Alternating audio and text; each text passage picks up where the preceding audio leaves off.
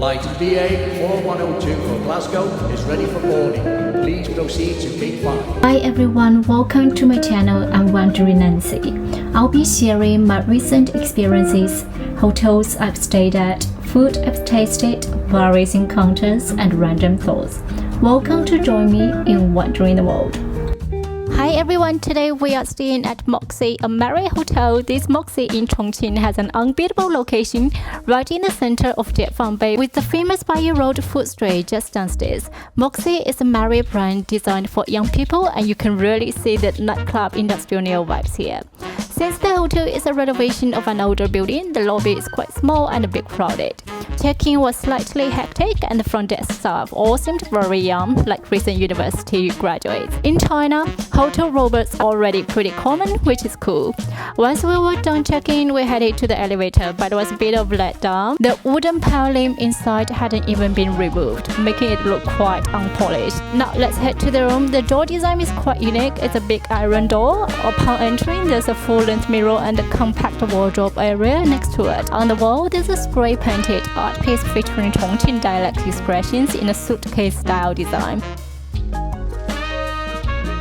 The minibar is small but provides plenty of bottled water, tea bags, and coffee. However, the fridge is empty.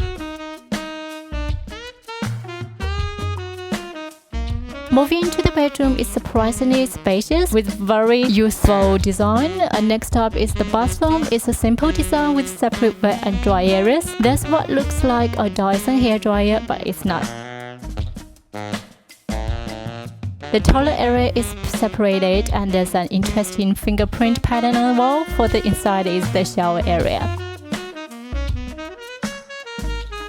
Back in the bedroom, the bed is messy with a retro-style telephone on the bedside table. The charging ports support USB cables and the 3 plumb plugs, which is convenient. The other bedside table is quite similar, and the sleepers are also placed under it. Heading out to the balcony, there's a large rocking chair that's super comfortable.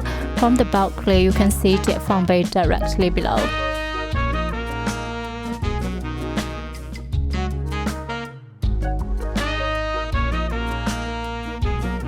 Now let's check out the rotating restaurant upstairs, which serves afternoon tea and breakfast. The restaurant is quite spacious and also has a pool table, board games, a lounge area, and a dining area. Downstairs is the bustling Jiefangbei.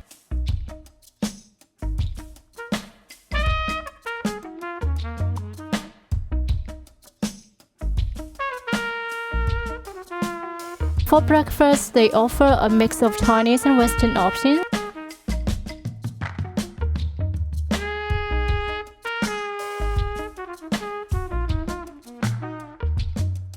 I had Chongqing noodles, which was pretty good.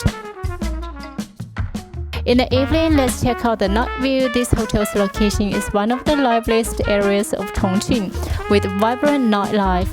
Bayi Road Food Street is just downstairs, full of local snacks and a huge crowd. However, I personally think the snacks are a bit overpriced and not super authentic. But if it's your first time in Chongqing, it is still highly recommended. The hotel is just about a 3-minute walk to the nearest metro station, which is super convenient. Overall, this hotel offers excellent value of money. While the design isn't entirely to my taste, I would still recommend it. See you in the next video.